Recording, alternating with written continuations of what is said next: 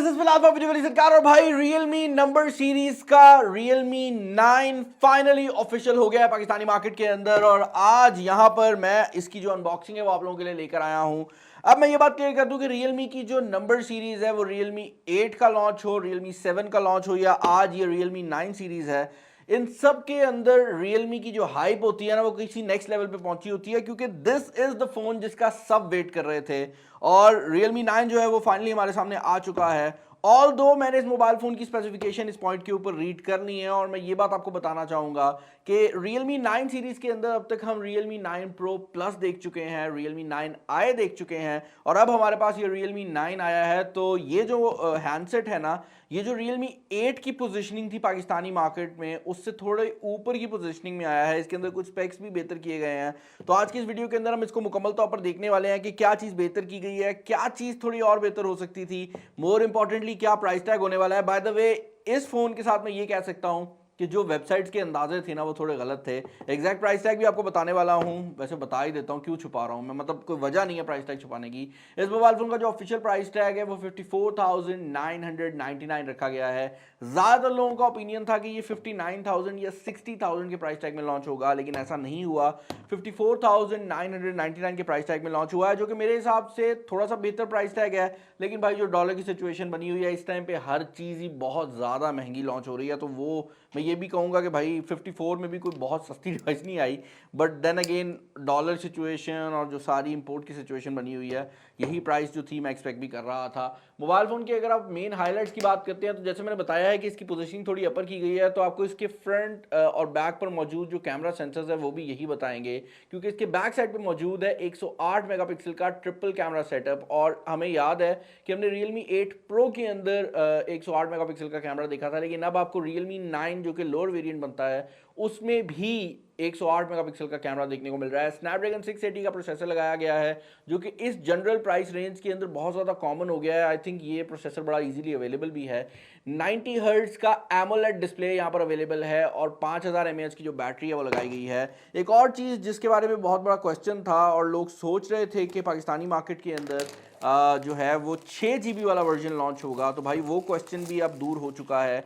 मेरे पास ये जो मोबाइल फ़ोन मौजूद है आप देख सकते हैं, ये मैन्युफैक्चर्ड इन पाकिस्तान है और ये मोबाइल फ़ोन 8 GB रैम और 128 GB इंटरनल स्टोरेज के वेरिएंट के साथ आ रहा है। तो आपको यहाँ पर 8 GB रैम मिलने वाली है, 128 GB की जो इंटरनल स्टोरेज है वो भी आपको देखने को मिल जाएगी।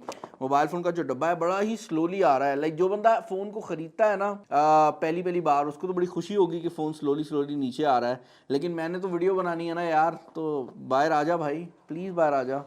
ओके, हम फ़ोन को अनबॉक्स कर लेते हैं। यहाँ पर हमेशा की तरह है welcome to the Realme family mention किया गया है। इस बुकलेट को निकाल लेते हैं। बुकलेट थोड़ा मोटा है तो आई एम अज्यूमिंग कि इसके अंदर ओके ऐसे ही है। इसके अंदर जो आपको केस है वो बॉक्स के अंदर ही देखने को मिल जाता है। अब जिस कंपनी की तरफ से हमें बॉक्स में केसेस नहीं आ रहे होते ना भाई, मैं बाकायदा तौर पर नाराज़ हो जाता हूँ। उसकी वजह यह है कि ये कोई महंगी चीज़ नहीं है, बट सिर्फ अगर केस आप पहले दिन मौजूद ना हो आपके पास ना, तो 2 दिन के अंदर ही, क्योंकि आपने मोबाइल फ़ोन नया नया लिया होता है, आप इतना इस्तेमाल कर लेते हैं कि कोई ना कोई स्क्रैच पड़ जाता है और बाद में आप सिर्फ अफसोस कर सकते हैं। तो वो चीज़ जो है ना बड़ी ऑफ लगती है मुझे। और मेरे हिसाब से जितनी भी कंपनी फ़ोन बना रही हैं, केस ज़रूर बॉक्स के अंदर आना चाहिए, क्योंकि जब मोबाइल फ़ोन लॉन्च होता है तो अक्सर औक़ात मार्केट में भी केसेस ढूंढना बड़ा मुश्किल हो जाता है। यहाँ पर आपको एक सिम इजेक्शन पिन देखने को मिल जाती है। इसके अलावा कुछ पेपर गाइड्स जो हैं वो मौजूद हैं, जिसके अंदर आपकी वारंटी की इन्फॉर्मेशन है और ये PTA का गाइड दिया गया है, जिसके थ्रू आप वेरीफाई कर सकते हैं कि आपकी डिवाइस PTA अप्रूव्ड है। ऑल दो इसके ऊपर PTA का स्टिकर वगैरह भी आया है, तो आई एम अज्यूमिंग कि कोई मसला नहीं आएगा, लेकिन आप फिर भी जो है वो चेक कर सकते हैं। पावर ब्रिक जो है वो यहाँ पर साइज़ में तो काफ़ी बड़ी रखी गई है। हम चेक कर लेते हैं कि भाई वॉटेज में भी बड़ी है या नहीं। और यहाँ पर आपको जो चार्जिंग वॉटेज देखने को मिल रही है वो 33 वॉट्स देखने को मिल रही है। तो ये जो चार्जर है 33 वॉट के ऊपर आपके मोबाइल फ़ोन को चार्ज करेगा और ये मोबाइल फ़ोन 33 वॉट की ही चार्जिंग को सपोर्ट भी करता है। USB type A to type C वाली जो केबल है वो भी आपको देखने को मिल जाती है, जो कि इससे पहले हम Realme के दूसरे फ़ोन्स के ऊपर भी देख चुके हैं। तो USB type A to type C वाली केबल और चार्जर जो है वो आपको बॉक्स में ही देखने को मिल जाता है और ये मोबाइल फ़ोन फास्ट चार्जिंग को भी सपोर्ट करता है। मोबाइल फ़ोन जो है वो भाई यहाँ पर ऑन हो गया है। पहले इसकी जो ओके मैंने कलर बताया आपको बाय द वे, इसके कलर का नाम बड़ा मजेदार था। इस कलर का नाम है स्टार गेज व्हाइट। और भाई मैंने बड़े फोन्स देखे हैं जिनके बड़े अजीबोगरीब नाम रखे गए हैं, लेकिन यहाँ पर अगर आप इस कलर को देखते हैं ना तो यार ये कलर लाइक मैंने तस्वीरों में देखा और मुझे बहुत फिट लगा था। रियलिटी में देख के देख लेते हैं। ये जो स्टार गेज व्हाइट है ना, ये व्हाइट लगता है किसी खास एंगल पर, और अगर आप इसको खास एंगल पर मूव करते हैं तो ऊपर वाली साइड पर ग्रीन और नीचे I would say magenta type का जो शेड है वो आ जाता है। तो डिफरेंट एंगल्स पे ये डिफरेंट टाइप की जो लुक है वो प्रोवाइड करता है। यहाँ पर इसका जो बैक पर स्टिकर मौजूद है इसको भी मैं रिमूव कर लेता हूँ। बॉडी जो है वो एज यूजुअल यहाँ पर पॉलीकार्बोनेट की आपको देखने को मिल जाती है मुकम्मल तौर पर। फ्रंट साइड पर गोरिल्ला ग्लास की प्रोटेक्शन दी गई है और फोन जो है वो ऑन भी हो गया है। तो मैं जल्दी से इसको सेटअप करता हूँ, उसके बाद मिलते हैं और देखते हैं कि डिवाइस कैसी है। ओके भाई, तो मोबाइल फोन यहाँ पर मैंने फाइनली सेटअप कर लिया है। क्योंकि इसके अंदर आपको एक एमोलेड डिस्प्ले देखने को मिल जाता है, तो भाई इन डिस्प्ले फिंगरप्रिंट स्कैनर भी इस मोबाइल फोन के अंदर आ गया है। और रियलमी के इन डिस्प्ले फिंगरप्रिंट स्कैनर्स मैं पहले ही बता चुका हूँ, पिछली कुछ जनरेशन में इतने ज़्यादा पावरफुल आए हैं कि आपको इस मोबाइल फोन में इस बारे में सोचने की भी ज़रूरत नहीं है। इसका जो फिंगरप्रिंट स्कैनर है बहुत ज़्यादा तेज़ है। यहाँ पर फेस आईडी की जो फैसिलिटी है वो भी आपको देखने को मिल जाती है, और अगेन वो भी काफ़ी ज़्यादा तेज़ रखी गई है। डिस्प्ले की अगर आप बात करते हैं तो ये टिपिकल 430 निट्स के ऊपर काम करने वाला डिस्प्ले है, और ये मैक्सिमम ऑटो के ऊपर जो ब्राइटनेस देगा वो 1000 निट्स तक जा सकती है। इसके अंदर एक और चीज़ जो कि काफ़ी इंटरेस्टिंग है वो ये है कि ये डिस्प्ले एमोलेड होने के साथ साथ आपको हाई रिफ्रेश रेट भी प्रोवाइड करेगा। और यहाँ पर आपको जो डिस्प्ले का हाई रिफ्रेश रेट है वो 90 हर्ट्ज तक जो है वो देखने को मिल रहा है। अब मैं इसके बारे में हमेशा रिफ्रेश रेट का बड़ा सिंपल सी बात करता हूँ कि ज़्यादातर लोगों ने 60 हर्ट्ज यूज़ किया है। अगर आपने 60 हर्ट्ज से कभी ऊपर कुछ यूज़ नहीं किया तो आपको कभी कोई फ़र्क फील नहीं होगा, और आप पहली बार जब 90 हर्ट्ज पे आएंगे ना, शायद अगर आप गौर से देख रहे हो तो आपको फ़र्क फील होगा, लेकिन आपको ज़्यादा कोई फ़र्क फील नहीं होने वाला। लेकिन जब आप अपना 90 हर्ट्ज वाला फ़ोन छोड़कर वापस जाएंगे ना 60 हर्ट्ज पे, तब आपको रियलाइज़ होगा कि 60 हर्ट्ज कितना ज़्यादा स्लो है। तो ये आप तभी एक्सपीरियंस कर सकते हैं जब आपने एक हाई रिफ्रेश रेट वाला फ़ोन कुछ टाइम इस्तेमाल किया हो, तभी आपको दोनों फ़ोन्स के दरमियान में जो फ़र्क है वो फील होगा। यहाँ पर ऑटो सेलेक्ट अवेलेबल है, जिसका मतलब ये है कि ये 60 और 90 हर्ट्ज के दरमियान में शिफ्ट करता रहेगा, ताकि जब बैटरी की कंजम्पशन लो करनी हो तो ये ज़रा कम भी कर ले और आपकी बैटरी ज़्यादा कंज्यूम ना हो, क्योंकि बैटरी लाइफ जो है उसको भी तो ज़्यादा रखना है ना। और बात हो रही है बैटरी लाइफ की, तो एक और चीज़ जो कि बड़ी इंटरेस्टिंग है वो ये है कि इस मोबाइल फ़ोन के अंदर आपको ओवरऑल जो ऑप्टिमाइजेशन हैं बैटरी के रिलेटेड वो भी लेटेस्ट मिलने वाली हैं। उसकी रीज़न ये है कि इस मोबाइल फ़ोन के अगर हम अबाउट डिवाइस में जाते हैं तो यहाँ पर आपको Realme UI का वर्जन 3 देखने को मिलता है, जो कि Android 12 के ऊपर बेस्ड है। तो इस टाइम Android का जो लेटेस्ट स्टेबल वर्जन है वही आपको देखने को मिल रहा है, और Android 12 जो है वो आपको आउट ऑफ द बॉक्स इस मोबाइल फ़ोन के ऊपर देखने को मिल जाएगा। और Realme UI जो है ना, बहुत ज़्यादा स्टेबल और बड़ा ही क्लीन किस्म का UI है। पर्सनली मुझे बहुत ज़्यादा पसंद आता है, साफ़ सुथरा है, कोई ज़्यादा चीज़ें ऊपर नीचे होती नहीं है। ब्लोटवेयर के नाम पे आई वुड से कि स्नैपचैट और इस तरह की सॉफ्टवेयर तो ज़रूर की गई हैं, बट उसके अलावा मुझे कोई ख़ास यहाँ पर ब्लोटवेयर नज़र आ नहीं रही, और जो भी ब्लोटवेयर होती है उसको भी आप डिलीट कर सकते हैं। तो बहुत थोड़ी सी सॉफ्टवेयर आपको बिल्ट इन मिलती हैं, जिसकी वजह से ओवरऑल जो आपका एक्सपीरियंस रहता है वो काफ़ी ज़्यादा बेहतर है। इंटरनल्स की अगर आप बात करते हैं तो यहाँ पर स्नैपड्रैगन 680 का चिपसेट लगाया गया है, जिसके बारे में अगर मैं ऑनेस्टली बताऊँ तो इस प्राइस कैटेगरी के हिसाब से this is not the fastest chipset जो कि आप खरीद सकते हैं। और आप अगर सिर्फ यही प्रोसेसर लेने जाएंगे तो आपको काफ़ी कम प्राइस टैग में भी ये प्रोसेसर देखने को मिल जाता है। हाउएवर ये चीज़ ज़रूर है कि ये एक बहुत ज़्यादा स्टेबल प्रोसेसर है, तो जो भी कंपनी एक ओवरऑल डिवाइस बना रही होती है वो हमेशा स्नैपड्रैगन के प्रोसेसर की तरफ जाती है। और इस रेंज में जो स्नैपड्रैगन इस टाइम अवेलेबल है वो स्नैपड्रैगन 680 ही मौजूद है। 8 GB रैम यहाँ पर लगाई गई है, और उसके ऊपर भी आपको मेमोरी एक्सटेंशन की जो ऑप्शन है देखने को मिल जाएगी। लेकिन मुझे नहीं लगता कि कोई भी बंदा उस मेमोरी एक्सटेंशन को कभी भी इस्तेमाल कर पाए, क्योंकि 8 GB रैम जो है वो ऑलरेडी बहुत ज़्यादा है।